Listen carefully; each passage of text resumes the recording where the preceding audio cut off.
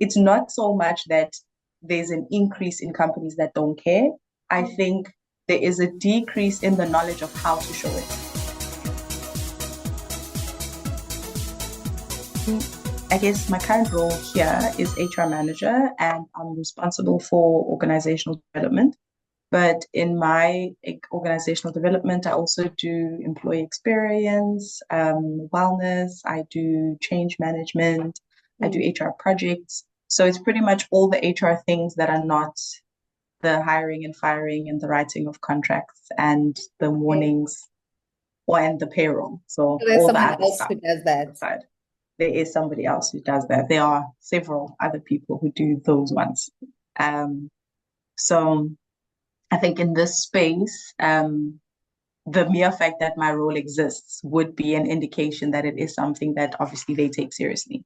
I think normally, historically, when I was in HR, like if I think about maybe 2015 or so, when you were in HR, you would do everything. So you would be the one who recruits, you'd be the one who finds the person. When the person has joined, you are doing induction, telling them about the company, trying to make sure that they don't go, the same person that you were telling me last week, hey, welcome to the company, it's great.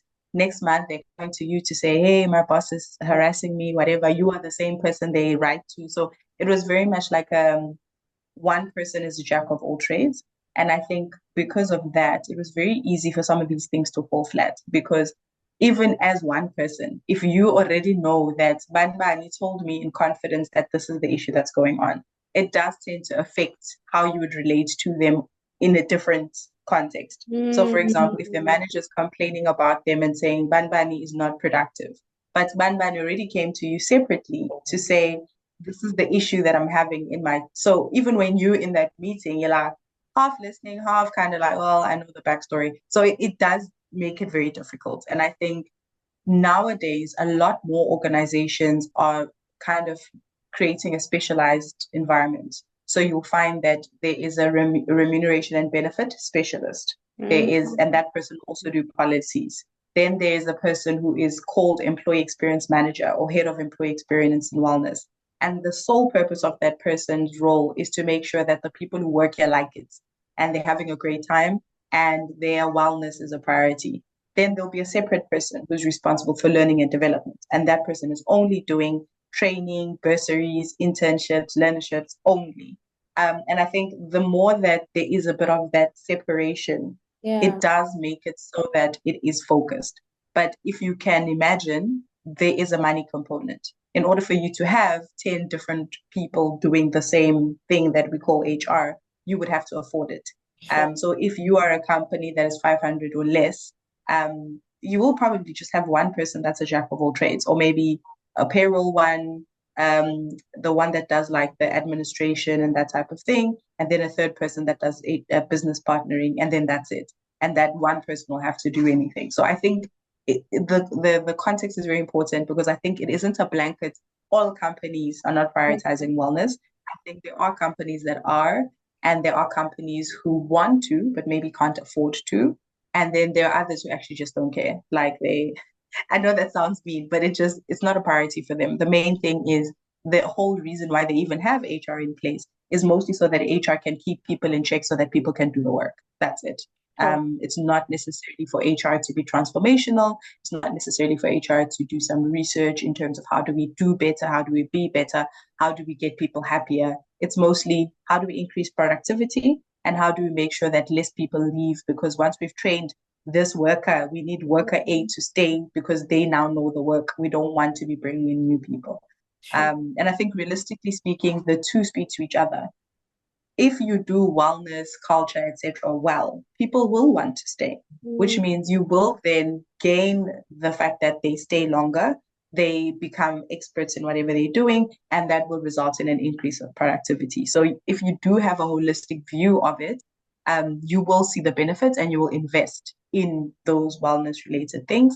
But I think it's hard. It's very difficult because I think what I've realized, I have a few friends as well who are in HR, and they've also said that now more than ever, a lot of HR people are not real HR people. It's like a person who maybe earlier in their career, they did a degree that's public administration, and it had an HR module. Okay. And then they did another random job, and then they did another random job, and then they ended up in HR. And then because they've been in HR for the years that they've been in HR, they climbed through the ranks. But when they are now HR head or whatever, they're HR, but they're not really. So it wouldn't matter for them whether there's wellness or not, because the HR that they know is literally just operational, let's execute and get stuff done. They don't understand the full scope of what makes the HR cake, what are the ingredients that go into it, compared to people who either did a BTech in human resource management or people who studied industrial psychology, who most of the time study psychology, and industrial psychology. And that's how they become HR people. So even the background with which people show up into HR does influence how then they become as HR people, in terms of, are they bringing a wellness agenda to it? Or are they just like, hey, people must stay, let's sign the contract, let's give people the least amount of money. And to be fair, I've worked at a company where it wasn't always, you could tell that the wellness agenda was there. It was one of the companies where I was paid the least, okay, to be fair, but they really, really, really prioritized wellness. I remember there was a specific time, I think it was around December, where there were lots of deadlines and people were working so hard across the board. There were new clients being signed on, sleepless nights, whatever. And then after we had like delivered whatever project, the CEO said, okay, everyone is going to get a day off. Okay. And that's it. Like literally the long and short of it is you guys are tired. There's no way you're not tired. So let's take a break. Like everyone's going to get a day off. You don't have to capture it anyway. Like it's from me. Thank you guys. Take the day off. And I mean, when people hear of that, they're like, huh? Day off? How? Like, why? Like, but the person is literally has a wellness agenda in mind. People really had to exert themselves and push hard to meet this deadline. Yeah. We've met it now. Give them a break. Like, just let them rest. And for that moment, the person isn't thinking the company's going to fall flat, the profits are going to be impacted. They're literally just like, yo, people are tired, right? Like, give them a break. That's it. So I think there are people who you can tell that they have that wellness and that people-centric approach to how they lead. And in cases where that person is the CEO or the head of operations or whatever, HR's role is easier because you don't have to be convincing and fighting and dancing to get them to do the thing. They already know, obvious, we must do the thing. You're just telling them how and guiding them, you know what I mean? As opposed to a situation where a person is just like, you know, yeah, they met the deliverable, great. Now we need to move on to the next one. Break for what? They want to rest. Why are they resting? Must rest at home after hours. Exactly. So I think that's what it comes down to. It really isn't. I really do think there are companies that do that. And that's an example of a company that did do that very, very well. And you could see that even when they do things, there's always an element of care. They had funeral cover that employees didn't have to pay for. And you could cover up to 5 people from your family. When people pass away, like imagine a merchandiser, the person in a store who packs shelves. When they pass away or a close family member that's on the beneficiary passes away, the company goes to the funeral.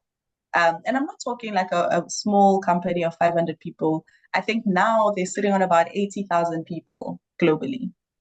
So a really big company. So it does pull through in how they do things. And even when you speak to the staff, they'll tell you, oh, I think the people here care. Whereas the opposite is also true. When a company doesn't care, everybody knows. Yeah. You literally have had an accident last week and you're at the office and people are like, Aibo, you're back already, Dineo, are you healed? And you're like, oh, not really, but you know how it is here. And they're like, yeah, really, they don't care. People know.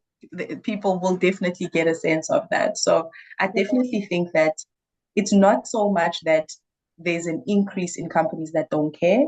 I think there is a decrease in the knowledge of how to show it. Wow. And there is a general connotation that to show that you care, you have to spend money. 100%. And that's what companies are steering away from, because it's just like, every time when we have to show we care, we have to spend money. Yeah, you don't have money. And hence they steer away from wanting to show that care. Sure. That was a mouthful, so insightful.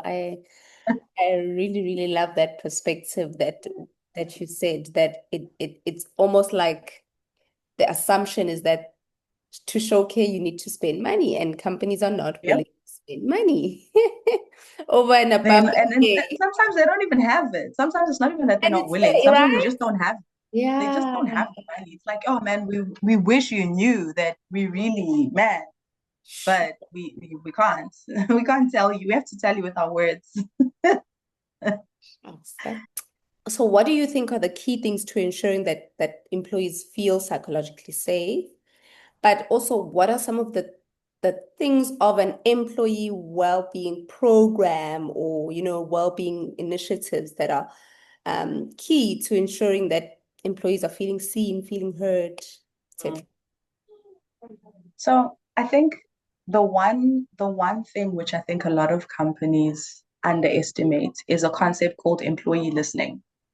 Yeah. And the idea behind employee listening is that the company has a lot of mechanisms to allow the company to listen to the employees. Hmm. So a lot of companies now have that survey where once a year employees will say, I like it here, I like my boss, I hate the team, I hate my job, the workload is a lot, whatever, whatever. And once a year, everyone does the survey, they send their results, and then most of the time nothing happens. Then next year again, we fill in again and say the same things we said again last year. Um, that is not employee listening. That is a tick box exercise so that you can say to employees, we gave you a chance to speak up. And yeah, you spoke up. Of the 20 things you mentioned, look at this one thing that we did. Yay, Ezanjeni. And then you move on.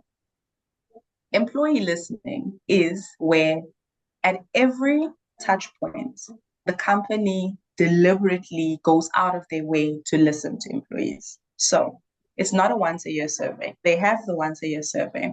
They have a suggestion box. They have a manned mailbox where anytime, any day, you can just send an email and say, I have this concern, I have this complaint, I have this question, I have this compliment.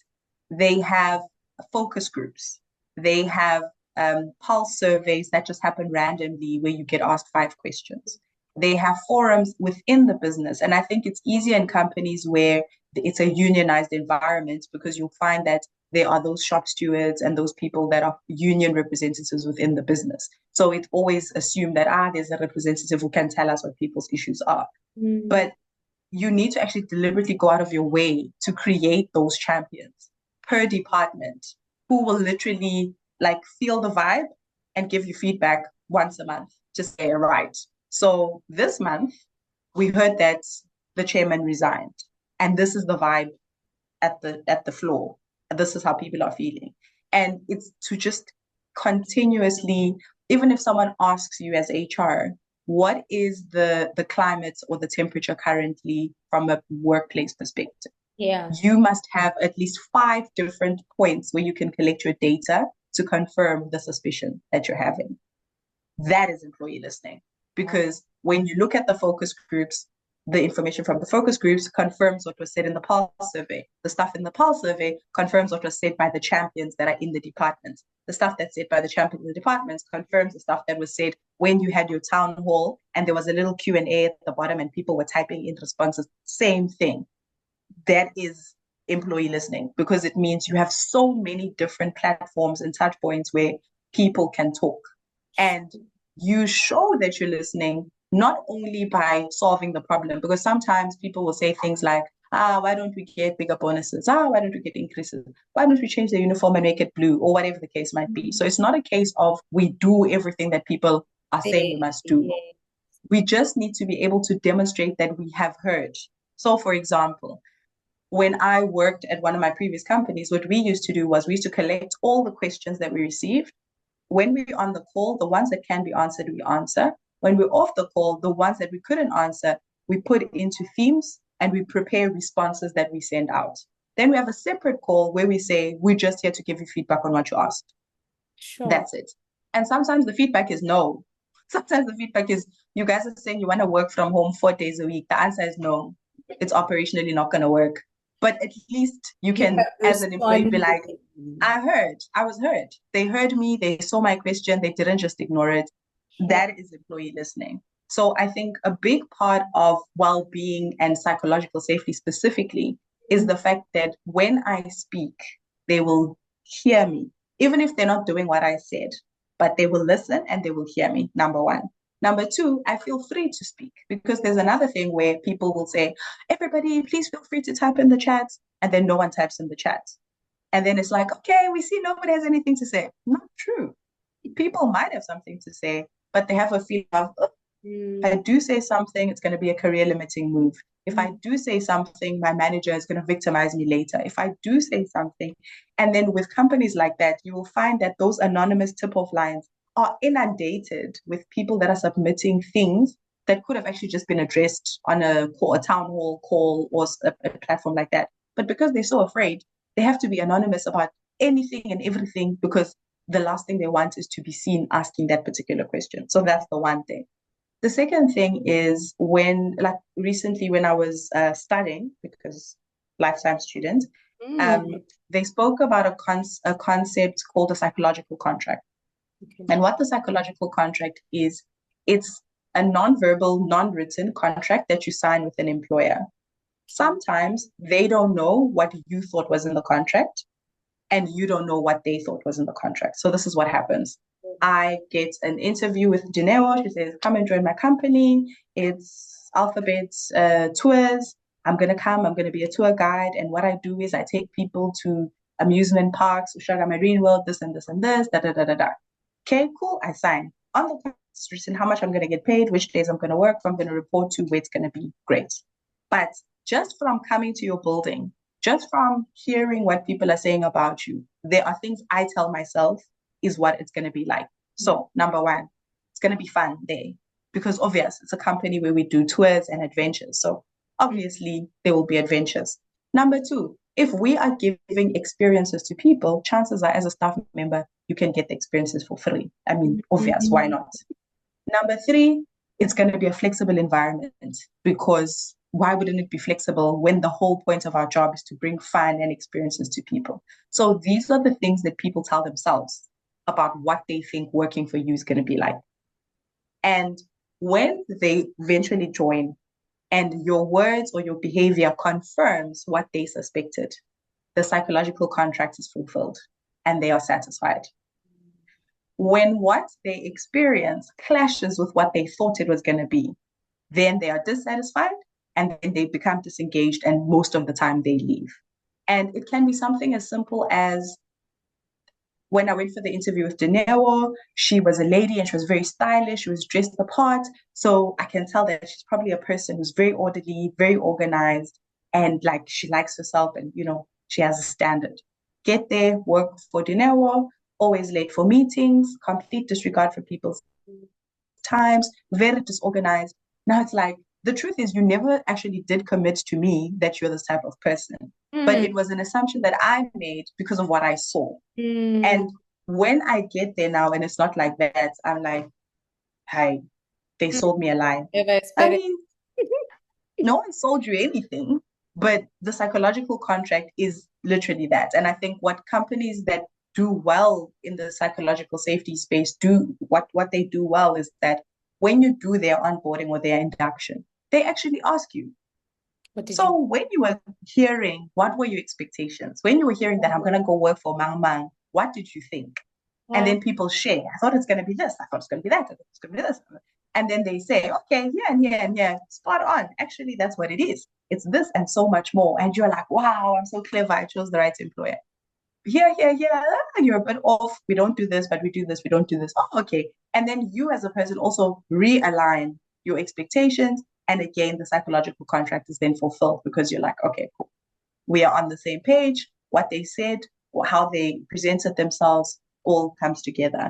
And those are some of the things that make you feel like, okay, everything makes sense, everything matches. And I'm also going to take my chance. When there's an opportunity and they say, we must speak up, I'm going to speak up because they said that we can speak up.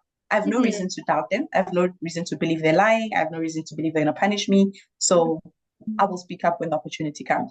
And all that can happen is when you do speak up, you then see what happened. Yeah. And whether it's punitive, whether it's helpful, whether it's whatever, that will then be what informs which, oh, I can never speaking up again. So those are the things that then help to create psychological safety. And the third thing, which I think is very important, but a lot of companies don't realize, is psychological safety is created by companies sticking to what they said they would do. So if you say we do not tolerate discrimination, or we do not tolerate racism, or we do not tolerate bullying, when someone bullies, what you do is what confirms that you meant it. When you do nothing, even if it wasn't me that was being bullied, I'm not even the one. I'm in another department. I just heard about it. If I just hear that, Kobus is continuing to victimize people, the company had a meeting with him, now he's back, but yeah, he's continuing whatever. I'm like, they lie. Do you understand? It didn't happen to me, but the perception is they lie. You can't trust them. This is not a psychologically safe environment. In fact, when you speak up about certain things, you are going to be the next one to experience that thing, because why did you speak up? There was a company that I respected the most because someone complained to say a certain person was racist and sexist. And they started by getting the manager to attend meetings where this person would be present to try and hear what are the things that the person says. When the manager's there, the person doesn't do anything. Then the manager stopped attending. Then the behavior continued. The manager then met with the team separately. When they met with the team, some people were comfortable to speak, some people didn't want to speak. They then had separate meetings, one-on-one. In the one-on-one, people then started speaking up a little bit. Then they said, okay, cool. Going forward, we will now report the meetings. I will not attend, but I will report the meeting. And obviously, initially, when the recordings are happening, the manager, the perpetrator is aware, like self-aware that, oh, it's being recorded. But with time, obviously, they relax and they go back to the thing. As soon as it was then discovered, they immediately met with the person and said, right, as a company, we do not tolerate this. You don't say someone is a morphe. You don't say, oh, my girl, to someone because you forget their name. This is not a culture that we stand by. So you have options. You can leave quietly. We can assign you a coach to help you adjust the behavior. We can pursue disciplinary action because it is actually something that's in contravention. These are the options. What do you want to do? No, I still need this job. I'm close to retirement. Let's do the behavior coach. Coach was assigned and a 3-month target was given. At the end of the 3 months, they didn't see the desired behavior and they said, look, it's been great. Here's some money for your time. All the best. And the person left. And for me, utmost respect, because that is how you prove to me that what you said, you're telling the truth about it, and you are not misrepresenting yourself. If you say we don't tolerate harassment, the first person that harasses someone, fire them. Sure. Reprimand them. Show me by reprimanding them that no, we were very serious. We don't tolerate this thing. And I think those 3 things together are the things that then create psychological safety, because people feel like, firstly, I am safe.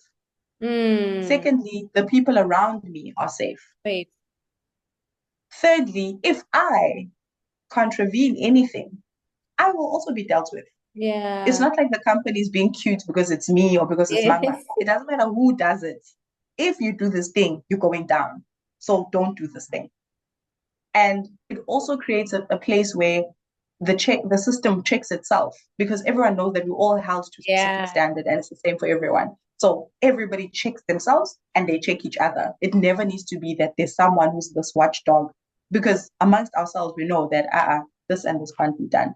And you'll see it in even small interactions where someone will say, oh, Banbani, what a nice skirt, your legs. And another colleague will say, you can't say that to somebody at work. And it's in a very jokey fashion, but message received, because everybody knows that this is how we behave here. So for me, it's a very difficult thing to build. It's not easy to build psychological safety. And it does actually require for you to push some people out, because some of the people that are a threat to psychological safety are normally people that have been with the company for a while. And part of why they are the way they are is because they can say, I've been here for 20 years and in 2002 when we first did da, da, da, da, da. And those are the things that give them like a seat at the table. And those are the things that people value. And those are the things that people will say, okay, yeah, we need to take Banban seriously. We fear Banban. So for me, it's a case of unless a company is willing to look at all three of those things, you'll really battle with psychological safety. Because if you just do employee listening, but you don't do consequences for everyone and a specific standard, it's still going to fall flat. If you do consequences, but you don't have employee listening, still going to fall flat. Like all of them need to work together for you to have a psychologically safe environment. And part of the safety is it's not always top to bottom. It's also sometimes the bottom giving feedback to the top to say, okay, listen, even the small things like when there's a 360 valuation of the manager, people tell the truth. And they say, oh, actually, this person sucks. And the manager's crying in the bathroom because they suck. Companies where we know the manager, we've experienced the manager, they are atrocious. But on the survey, they got 10 out of 10. No psychological safety because everybody's like, oh, I'm not going to be the one to tell the truth. I'm not going to be the one. So it's a very difficult thing to build. But I think it's one of those things where you'd rather take small steps in the direction than do nothing and just be like, well, and hold workshops. That's another thing companies like to do. They have these workshops. Let's create psychological safety. It's not a workshop, guys. Like you need to act a certain way for us to feel psychologically safe. Like, don't take us into a workshop to tell us what it is. We can check ChatGPT, we can ask our friends, we can Google. Don't explain it to us. Show us in how you behave that you want to create that psychological safety. And it's also like initially, sometimes you have to create it by doing things like anonymity. So we allow you to say whatever you want, but you can do it anonymously. A company that's very psychologically safe and mature, you'll see that people don't even need anonymity. They just say what they want to say to whoever, and they don't feel that they need to hide about it or whatever. They'll literally, the chairman will be speaking and say anyone is allowed to raise their hand and ask question, and they will. They'll literally be like a B band level, and they'll raise their hand and say, "Ban ban, no, that was not correct. It was actually on Monday." And the chairman will be like, "Oh yes, yes, yes, you're correct. My bad. It was Monday." That's a psychologically safe environment. And it does take a while to get there, but it does come from the top, unfortunately. It's they have to create the culture for it. If they don't at the top, then we're all gonna give them 10 out of 10. Yo, this is where actions speak louder than words, huh? Definitely. Definitely. Very, very. I could listen to you the whole day. You're like so passionate about this and you speak with so much, like I could listen to you the whole day. So we have like literally 6 minutes left. So okay. Just quickly, if you, Siwe, could influence one bold shift in how African companies approach well-being, what would it be? You know how Discovery Vitality has a score for how you're doing as an integral part of your medical aid cover. And at the start of the year, you have to do a wellness exam and you have to do all of that stuff. I would actually make it mandatory for employees to check on how they're doing and then build it into how they run their life. Because I think it's also weird because I think one of the things that has come up quite a lot in South Africa specifically is those employee assistance programs. So there's ICAS, there's Life Assist, there's, all those people. And those organizations really are doing a good job and they are sort of bridging the gap. But the problem is because they're so far removed from the company, it doesn't speak to the real problems that are happening. So what will happen is I will say to my manager, I've got a personal challenge right now that's really, really like on my head and I can't focus even at work. My manager will give me the number for the assistance program. I'll speak to the assistance program people. I'll be crying with the therapist there and they know what's going on with me. But my manager still doesn't know. Yeah. So now I've done this thing, I've explained this to the person and they're like, oh my goodness, Siwe. Monday, my manager is like, hey, where's what? You need to be at such and such. What's going on with this and this? Then it's very fragmented because on the one hand, I can't tell my manager the thing I told them because I don't want my manager to look at me differently. I don't want my manager to think I'm weak. I don't want my manager. People have all these things about why they wouldn't want to divulge their manager. But at the same time, the program isn't really helping me because my reality is, even though I'm getting that help in that corner, the help stays in that corner. It never shifts over to how my life is run. So I think for me, the one thing would be make it mandatory that there must be intervals where people get a check.